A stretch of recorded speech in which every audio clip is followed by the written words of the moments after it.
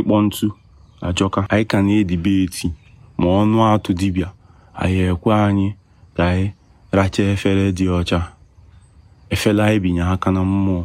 Maka a na-ebinye nwaanyị aka na mmụọ ịchọ ka ife ị na-eri, both the woman herself and her foods, ịchọ ka ọ lapụ ebe ụlọrọ ọghọlị ajọ nri, ibinye aka na mmụọ, which is why you can't just be eating anyhow and want to claim na Igbo na ị na-edebe nsọ. Anyị ka na-edibeti godu nke ahụ, iwe bịa sị m na iwelu ọfọ ikenga gị, ọfọ ekwensu wee na-asụnye n'ike nsị nwoke ibe gị. Ka ihe na-acha ebe a nkịta incontinence mụọ ajọ jiro gị o, mana n'obi mụọ everyday nna aga ọfọ nna ama unyi si na ikenga na-adịrị ile ama find lay away.